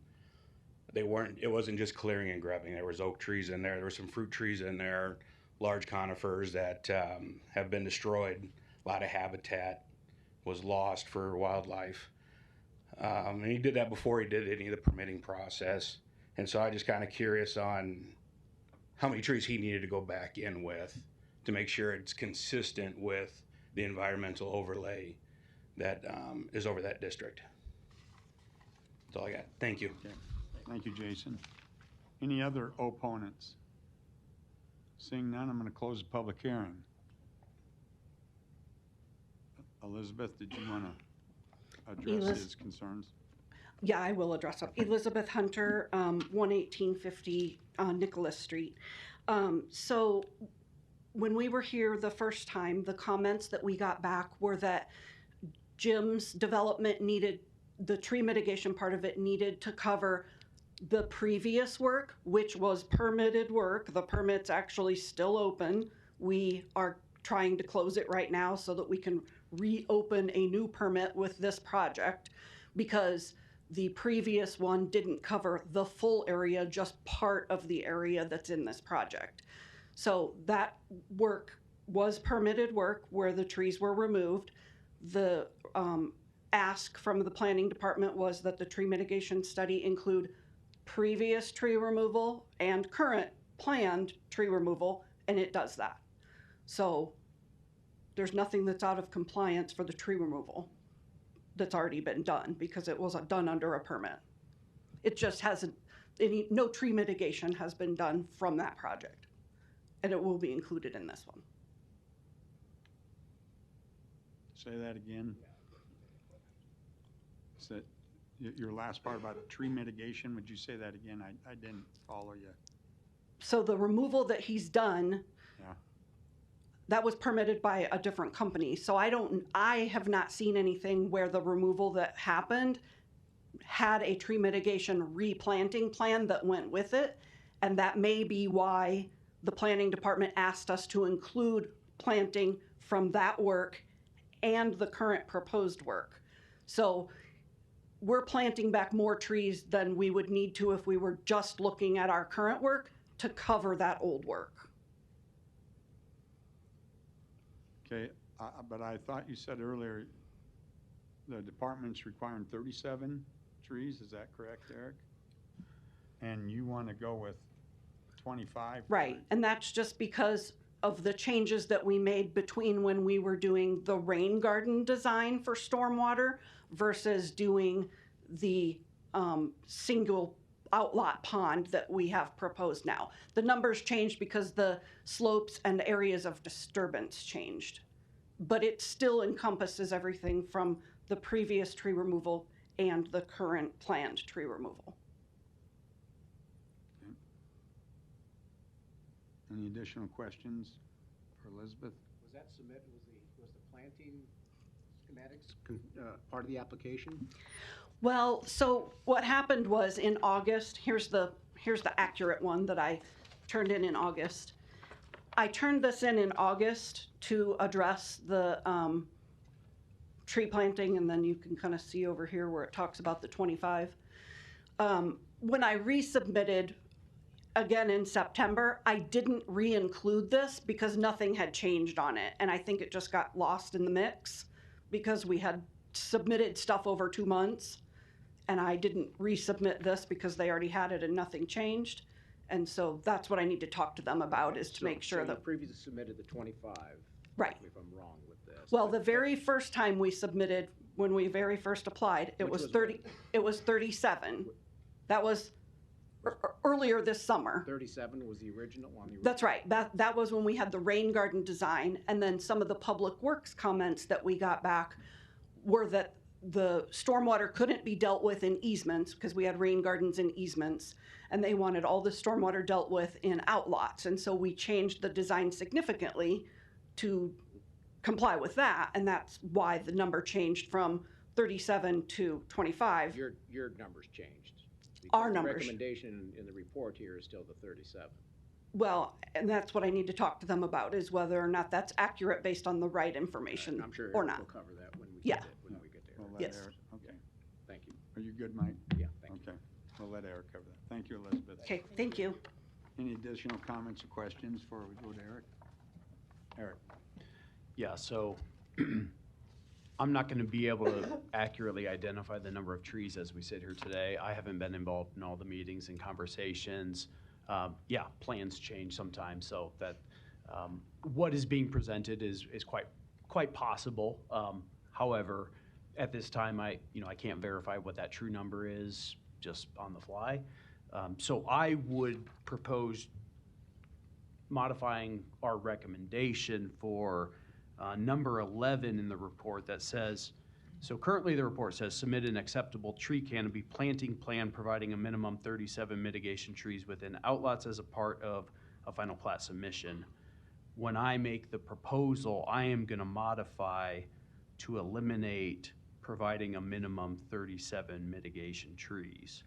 So it'll be more vague, and we will have to just take a look at all the documents, make sure that we're going off the correct version and coordinate with the applicant so that when it comes through in the final plat, we can identify that true number at that time. So, but I think taking out that 37 just in vague, it might still end up being 37, or it could be 25, or it could be a different number. So, but by modification, I think that is the most accurate way to do it, and we'll make sure that the true count is accounted for. Regarding the, go ahead. You go ahead. I thought Okay. you were probably going to say what I was going to ask you. I was going to move on to the waiver for sidewalks that's currently been advertised and within the agenda, and the proposal to eliminate street lights and then modify the sidewalks to only have it on one side. That would require an additional waiver from Chapter 53 requirements. So I would propose that we not act upon the Chapter 53 waiver regarding sidewalks at this time. We've done that before where we didn't have a clear support or opposition to a waiver, and we needed to analyze an issue further. That just came up actually across the street to the west when we had to delay one of those waivers, or I think 3 of them maybe, for further analysis. So that's what I would propose. I know we've done different things in the North Hills as far as reducing street lights, waving sidewalks, but usually it's not both. That's not what's being proposed by Elizabeth, but that would take further analysis on the city's part, looking at other projects and sites that we've looked at. So that would be my proposal of how to handle that, kind of to kick that item down the road, but it can be incorporated when the final plat is submitted. So in a motion, we would eliminate approval of the waiver to section 5399 sidewalks. Just Yeah. don't include that in a motion. Yeah, so I'm going to eliminate that when the city makes a recommendation here when we get to that point. Okay. But yeah, these 2 items aside, there has been good progress, I would say. Jason had mentioned continued conversations and coordination. We discussed that some in the pre-meeting regarding his site. I know it's not within the boundaries of the plat, but it's important to note since he did bring that up. So We have ongoing conversations with the fire department and access to their site and some possible options that can be looked at. Otherwise, there were many of the items as a reason for the layover previously that have been adequately addressed, and we are comfortable moving forward with recommendation of the preliminary plat. So unless you have any further questions or we want to discuss anything further, I will make the recommendation. So I'm going to strike the approval of the waiver to section sidewalks. I'm not including that. And I will modify condition number 11 to state, submit an acceptable tree canopy planting plan within outlots as a part of the final plat submission. So I will recommend approval of the preliminary plat subject to the 15 conditions listed in the report as modified by my testimony. Okay. Do we have a motion? Motion to approve the preliminary plat subject to the 15 conditions as modified by Eric. Second. We have a motion and a second. Kathy, please record the vote. Rosacker? Yes. Franklin? Yes. Moore? Yes. Morris? Yes. Pate? Yes. Sotolongo? Yes. Mr. Chair? Yes. Approved 7-0. You know, before Greg speaks, I forgot to make a comment because Elizabeth did refer to herself as an engineer planner. And we don't usually combine those words, although I consider Ryan Haas in Public Works one of those as well. So just got to take 2 tests. On agenda item number 11, any comments or questions? Eric? Yeah. Thanks. Okay, yeah, so for agenda item number 11, sorry, I didn't specify number 7, so the last vote was 7. So on this one, we do have a similar condition, so I will modify in the recommendation number 3. So I'll state it here. Staff recommends approval of the special use permit subject to the 5 conditions in the report with the modification to condition number 3 to state, submit an acceptable planting plan for mitigation trees located in outlots. Okay. Do we have a motion? Motion approved special use permit subject to the 5 conditions with the exception of condition number 3, which we changed to submit an acceptable planting plan for mitigation of trees located on the outlots. Got a motion and a second. Kathy, please record the vote. Franklin? Yes. Moore? Yes. Morris? Yes. Pate? Yes. Sotolongo? Yes. Rosacker? Yes. Mr. Chair? Yes. Approved 7-0. Let's see. Agenda item number 12, case C3-23-190, applicant Planning Department on behalf of the City of Omaha request approval of the 34th and Vinton Community Redevelopment Area designation and extremely blighted area designation. Location, an area generally northwest and northeast of the I-80, I-48 interchange. Don, you're up. Good afternoon, Don Seaton, Omaha City Planning Department. Yeah, this item asks you to designate a portion of the city as both a CRA, and that's community redevelopment area, and as an EBA, an extremely blighted area. Of course, now the purpose of designating something as a CRA, community redevelopment area, is it allows a developer to apply for the TIF program, use tax increment finance to assist with redevelopment projects within the CRA area, or CRA boundaries. The EBA designation is an additional designation which does a number of things, but one of those is that it also allows a longer 20-year TIF term. So we launched a study in response to a request from Patrick Mason, who has assembled a development team. They're working towards redeveloping a pair of parcels on either side of Vinton. The prominent one that you're probably all familiar with is on the south side of Vinton. It contains the very large and prominent grain elevators or silos that are visible from the interstate, I-80. And it also includes a parcel to the north. So it's this parcel right along the Field Club recreational trail. And just north of that, collection of 3 or 4 buildings on this commercial site, also near the Field Club Trail.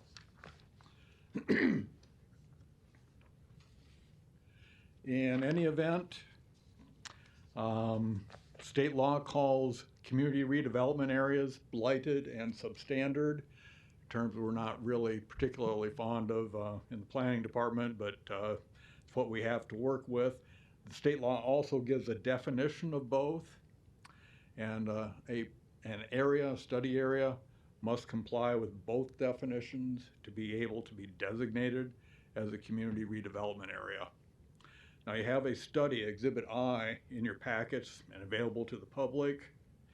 The full definitions are in that study, along with the criteria for designation of a CRA.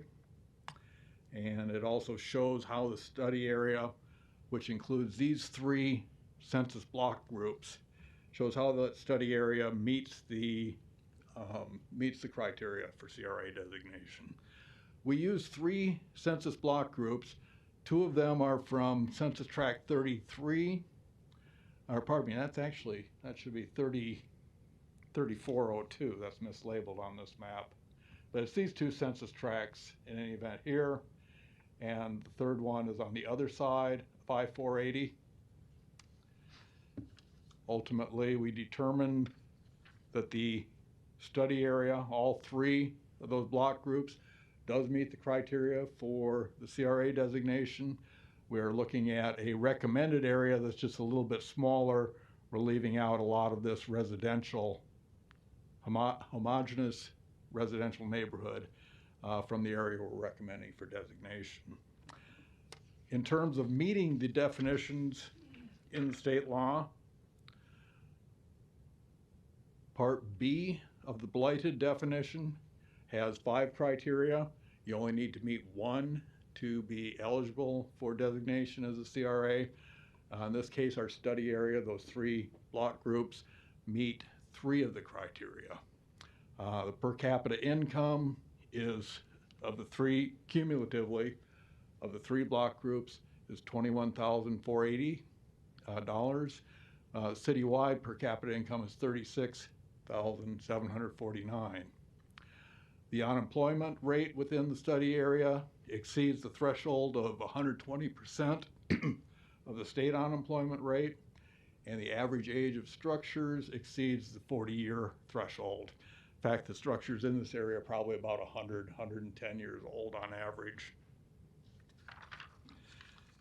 So we only need to meet one of those criteria.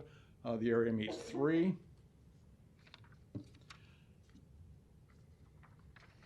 And in terms of the blighted Part A and the substandard definitions, those relate a little bit more towards building conditions, infrastructure conditions.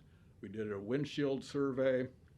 As you might expect in an area where the buildings are over 100 years old on average, you see some wear and tear. Overall, the area is not horribly blighted, not a lot of boarded up buildings, but there is some wear and tear there. And then looking at the assessor records for quality of buildings, about 30% of the buildings are in the fair, poor, or worn out levels, which is below average. And the infrastructure is quite old, so it shows a little bit of wear and tear as well. So we, in doing the windshield survey and reviewing the building condition data, determined that the area does indeed comply with the definitions of substandard. In terms of the extremely blighted area criteria, the poverty rate needs to exceed 20%. Poverty rate for the 3 block groups cumulatively is 20.1%, so it exceeds the threshold. And the unemployment rate needs to be, for an EBA, 200% of the state rate. And that state rate at is 3.29. 200% is 6.59. The unemployment for this area is 6.65. So it exceeds the threshold for the unemployment. In any event, we have found with our study, which you have, that the area is eligible for the CRA and EBA designations. and we ask for your support for those designations. Again, this is the area we are recommending for designation in the black boundary. Sure. Is the city's goal that these designations, like how long does this designation apply in this area? Because is it the goal that these apply for lengthy periods of times or forever so that people can access these income tax credits and that the TIF can be extended? Or would these, like this blighted designation eventually go away I'm through some- following your question, but it's kind of twofold there. The city's goal on this is to get reinvestment into areas of the city, particularly the older, more bedraggled areas of the city, where the amount of investment and redevelopment activity is a little bit slower than we'd like to see. Right. So that's really the goal. In terms of the time period, at present,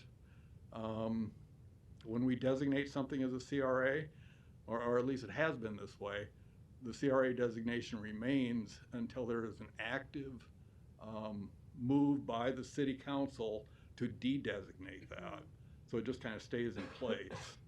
State law has been changed, and we're going to be looking at areas now that have been designated for 30 years or more.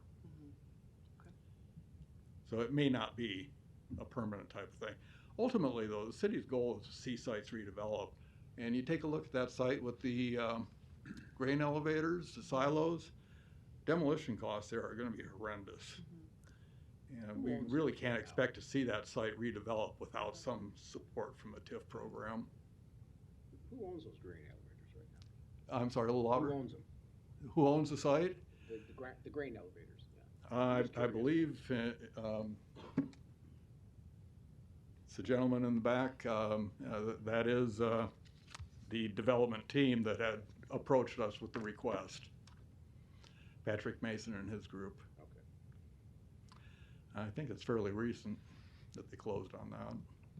And those are the elevators north, just north of 80. Just north of I-80, yes. Between I-80 and Benton, and then that other parcel. I jog over there. I love it. You like the elevators? I jog over there. It's very nice. You know where Sydney is. Well, they're certainly a landmark, and they have some character, and they contain. Out of curiosity, who owns that passageway beneath 80? Like is that the state of Nebraska own? If it's anything. I believe so, yeah. Yes, yes. It's in the right of way. In any event, to recap, the study area meets the state criteria based on our study for both the CRA and the EVA designations. Any other questions? No, I don't think so. I'll be close Thank you, by. Don. Thank you, Don. Any other proponents? Seeing none, are there any opponents? Seeing none, I'll close the public hearing. Any additional comments, questions? Eric? Sydney, I would just add to part of your question about the state tax credit as a part of the extremely blight designation. There is a defined time frame for that currently in state law. Now that could always be extended. I don't know if that's part of the discussion. Community development law in the state legislature, there's always a lot of conversations about that, and so it's kind of an always ongoing topic. And like there was discussions in the latest spring session that maybe weren't acted upon by the legislature or the Urban Affairs Subcommittee, but maybe they'll be back on board. So there's Don touched on some legislative action that maybe we'll have to look at redesignating and things like that for a certain time frame, but it's kind of still a moving target. But the tax credit, there is a defined time limit. It's for a few more years, I know. And that's not one time. It's yearly credit? No, it's a one-time credit. Yeah, and it goes into home ownership and things like that. So Thank you. while I have the mic on, I'll just state that staff recommends approval. Okay, do we have a motion? Second. We have a motion and a second. Kathy, please record the vote. Moore? Yes. Morris? Yes. Pate? Yes. Sotolongo? Yes. Rosacker? Yes. Franklin? Mr. Chair? Yes. Approved 7-0. Agenda item number 13, case C3-23-228. Applicant Planning Department on behalf of the City of Omaha. Request approval of the 40th and Franklin Extremely Blighted Area designation. Location, an area generally bounded by Parker Street on the south, Ames Avenue on the north, 40th Street on the west, and 30th Street on the east, as well as various adjacent areas. Don, you're up again.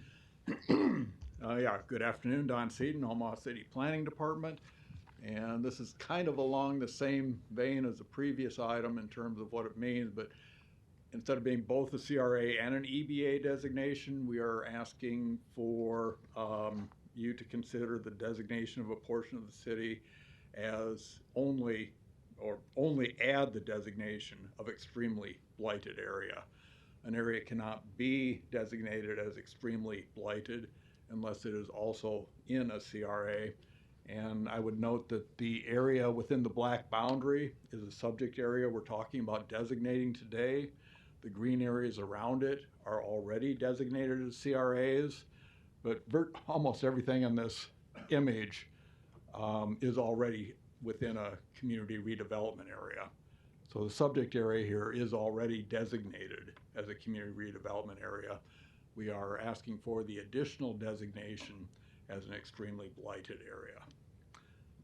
Now, as previously mentioned, EBA, extremely blighted areas, allow TIF projects to use a longer 20-year TIF term. They provide a $5,000 state income tax credit to owner-occupant home buyers, people buying homes for their primary residence. And it also allows competitive programs that assist affordable housing projects to give additional positive consideration to developers who are working on a site for affordable housing that's located in an extremely blighted area. The criteria beyond being already a CRA, there are two criteria: poverty rate and an unemployment rate. We were asked by Holy Name Housing Corporation to conduct an EBA study of this area, and within that black boundary there are 7 census block groups. We have kind of compiled them all together as a single area for this purpose of this designation. Holy Name is looking at an affordable housing development that they'd like to do at about 40th and Franklin, roughly where you see that yellow X, kind of small on that map. And they would like to have the ability to have a 20-year TIF term. They'd also like to be able to sell the homes to home buyers who could then take advantage of that $5,000 income tax credit, state income tax. Anyway, we studied the population and demographics of the 7 block groups within this area. I used the most current census data to determine that the combined population of the study area has an unemployment rate of 13.1%, and that exceeds that 200% of the state rate threshold. Again, that state rate threshold is set at 6.59%, so the 13.1% exceeds that. This area also has a poverty rate of 26.6%, which again exceeds the threshold, which is 20%. Thus, it meets the criteria for designation, and we ask for you to support the recommendation to designate the area. Thank you. Any questions? Thank you, Don. Thank you, Don. Any other proponents?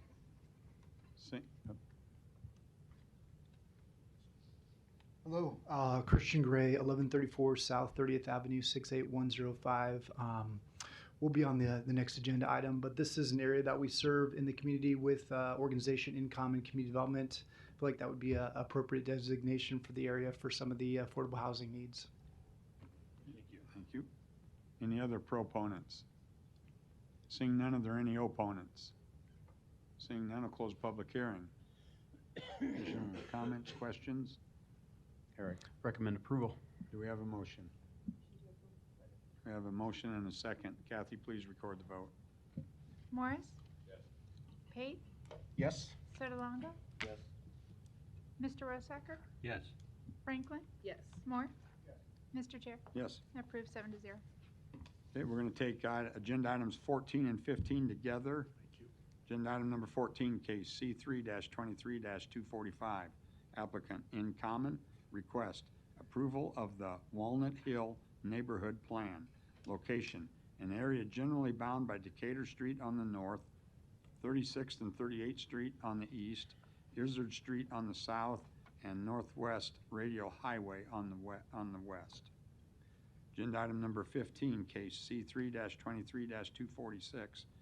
Applicant Planning Department on behalf of the City of Omaha request approval of an amendment to the land use element of the city's master plan regarding the Walnut Hill neighborhood.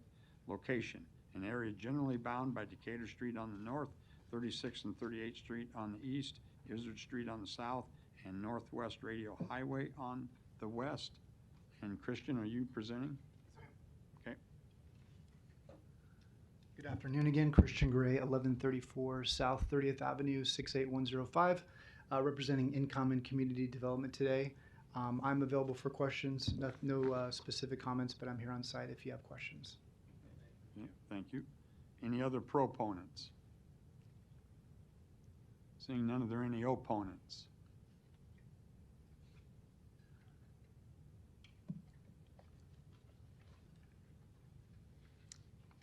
My name is Mary Minturn, 3416 Hawthorne Avenue, 68131 in the Bemis Park neighborhood.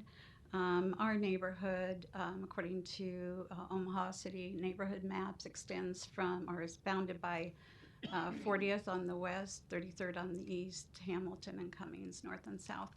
I just really want some clarification of the boundaries of this Walnut Hill neighborhood plan. Looking at the map that they provided and was posted on our neighborhood email and our neighborhood Facebook sites, it's really unclear, and it looked to me as if the plan included the Walnut Hill Reservoir area, which is named Walnut Hill, but it's actually part of Bemis Park. And if MUD ever sells the west half on 40th Street, I know Income mentioned in their plan that they would do some multi-use development of that site. So right now I think it's a moot point because I don't think the land is up for sale. But we just would need, we didn't get really any input on their plan.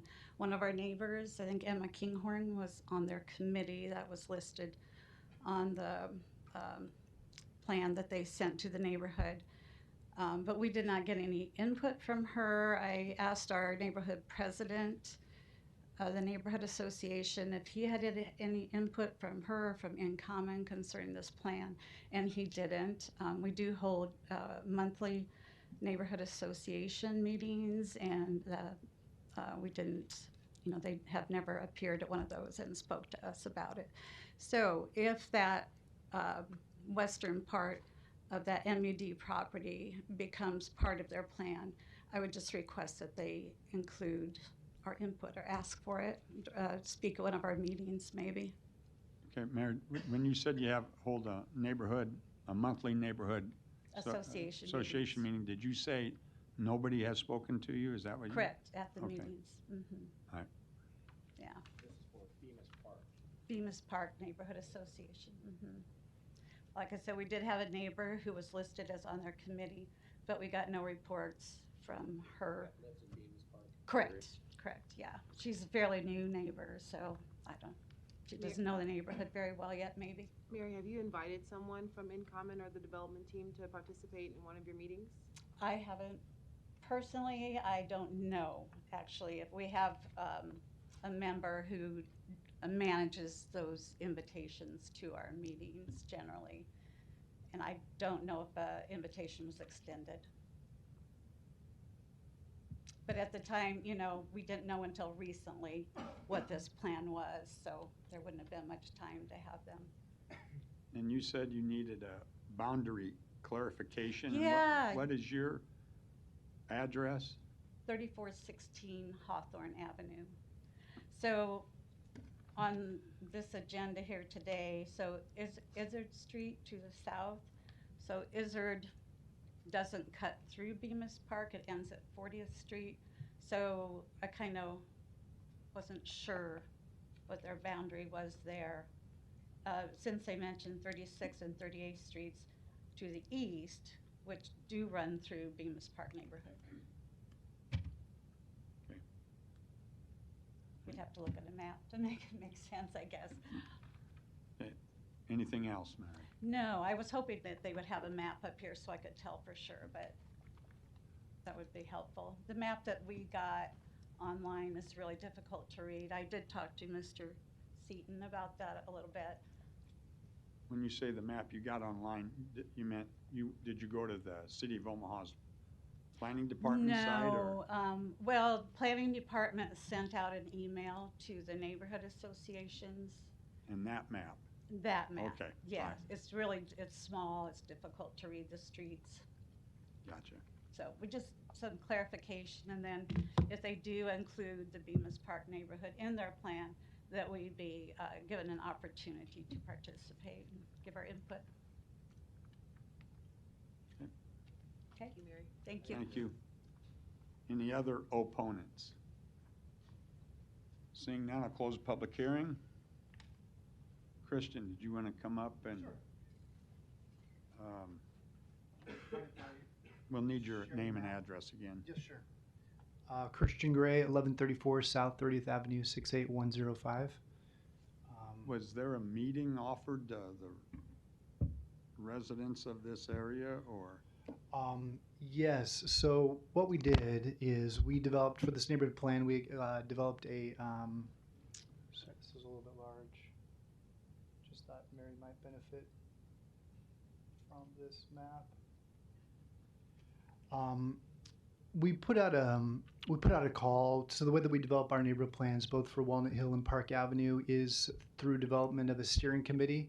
So we take representatives from each of the neighborhood associations that are directly within or in proximity to the neighborhood plan to make sure that they are communicating back and forth as a council representative, if you will, with the neighborhood. So apologize if that didn't get back and forth as clearly as possible. Two things, I suppose. One is, here's the boundaries, maybe in a little bit more clear and simple terms. Secondly, I believe this is directly out of the neighborhood plan that we're submitting for approval today. There is the plan, I believe, for the Walnut Hill Reservoir, which is a shared amenity between all the neighborhoods in that area, is simply the goal to get it shovel ready for development.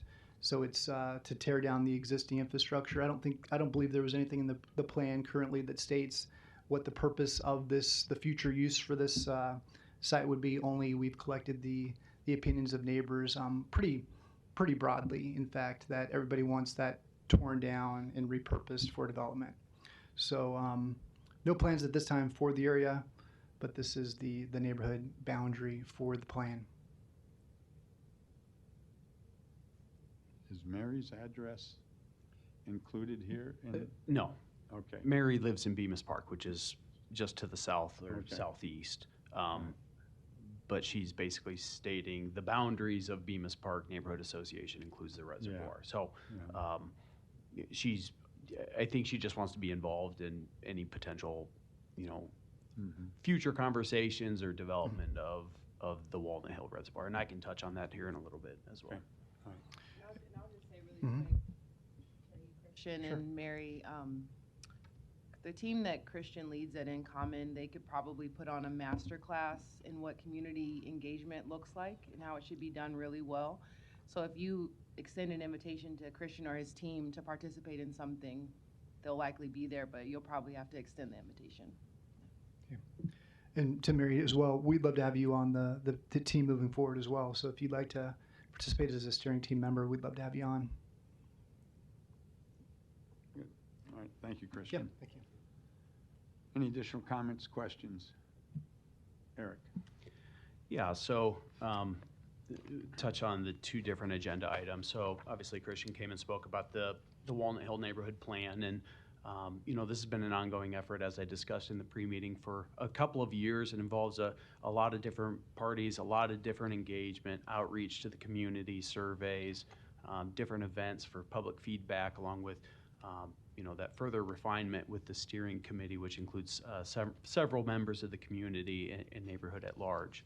So earlier this year, Christian and his team and with In Common and then also Spark came to the city and had conversations with our neighborhood planning division, with Mariana Foro and others in that division. And then we included larger meetings that included parks, public works, planning department staffs, just to provide feedback and commentary on the neighborhood plan. And really, we are here as the city to recognize this plan. There's nothing binding in it, or there's no dollars committed for any potential projects or improvements as a result are identified in the plan. It's just really kind of a visionary document for the neighborhood, and we think that's good. And there's been a lot of engagement. The most recent meeting we had last week, the city sent out about 700 letters to every property owner within the boundary of the plan. And so, it wouldn't have gone to Mary because she lives close by, because she's not within, but there's been a lot of outreach, and there can continue to be so. A lot of the commentary is on the MUD reservoir, and MUD is still in ownership about that. So we'll see where that goes, and if there's any potential development, of that site. Ultimately, that has to come down to MUD if they're willing to part with that, and then what are those next steps. So as the city recognizes the neighborhood plan, because of this extra look and review of the neighborhood, we took it as an opportunity to update our future land use map, which is part of the master plan, as you're aware. And so agenda item 15 recognizes some of those changes and just that extra review that city staff has done. So there is some updating of some of the classifications on the future land use map. That does not change anybody's zoning. That does not require any changes of anybody. But if properties were to redevelop, we have an updated view of what potentially is the best and most accurate use for those properties. So I won't go into the specifics on number 15. Obviously, there's hundreds of parcels, and some had changes and some did not. But we can continue to communicate with staff. There haven't been a lot of questions about the actual agenda item 15 and changes to individual properties. So with that being said, for the neighborhood plan, which is agenda item number 14, the city recommends approval. Do we have a motion? Motion to approve. Let the record show before we take the vote that Sydney Franklin left the meeting. Yes. Oh, she's back? Oh, okay. That's all right. No, not yet. Sydney has rejoined the meeting. Kathy, will you record the vote, please? Rosacker? Yes. Franklin? Yes. Moore? Yes. Morris? Yes.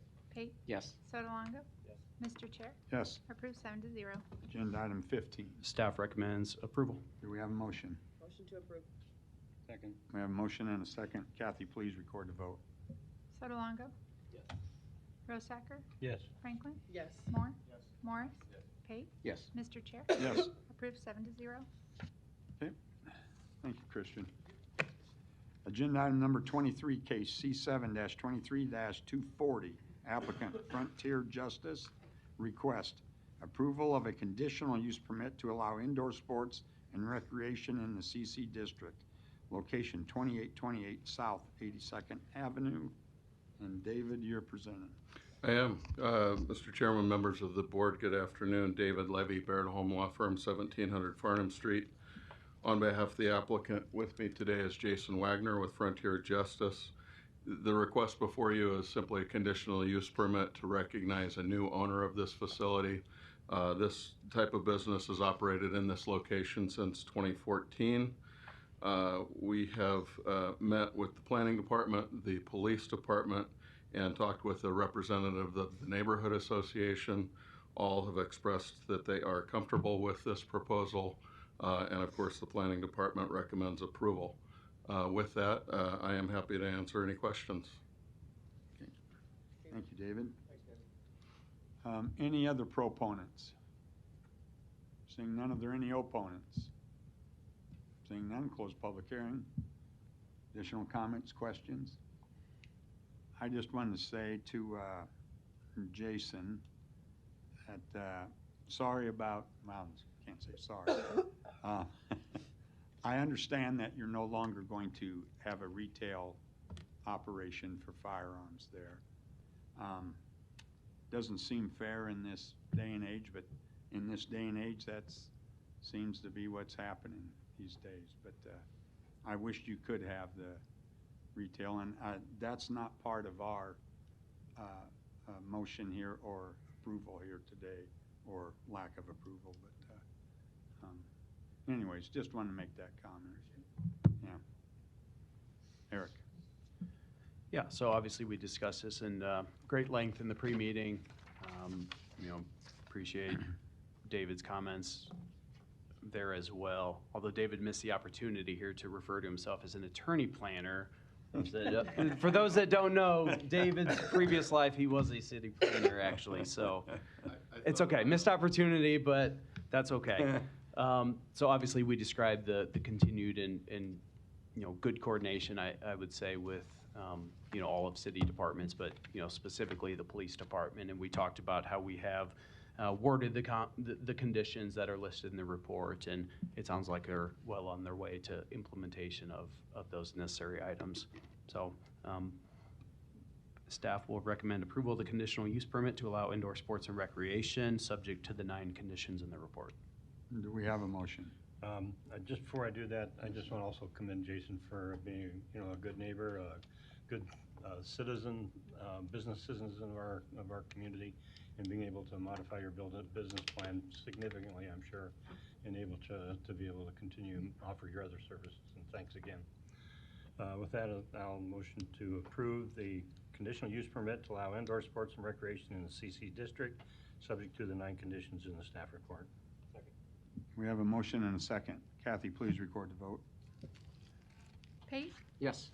Sotolongo? Yes. Rosacker? Yes. Franklin? Yes. Moore? Yes. Morris? Mr. Chair? Yes. Approved 7-0. Okay. Thanks, all. David. I Thank you, won't Jason. take up Eric's other opportunity, but I did miss the opportunity really sincerely to thank the city and thank the police department. They've really been great to work with on this. They've spent a lot of time on it, visited the site, and I think they'll continue to be a great collaborator in this. So I want to make sure that's on the record. Thank you all. Good. Thank you. You bet. Do we have a motion for the September meeting minutes, public and pre-meeting? I said that kind of badly.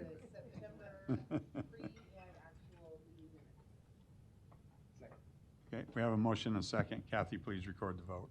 Franklin? Yes. Moore? Morris? Pate? Yes. Sotolongo? Rosacker? Yes. Mr. Chair? Yes. Approved 7-0. Before asking for a motion on adjournment, as Dave Fanslaw just pointed out, we're empty. Holy cow. Do we have a motion for adjournment? Motion to adjourn. Second. We have a motion and a second. Kathy, please record the vote. Moore? Morris? Pate? Yes. Sotolongo? Good comment there at Rosacker? the end. Yes. Franklin? Yes. Mr. Chair? That was a good, yes. That was a good Approved comment at the 7-0. end.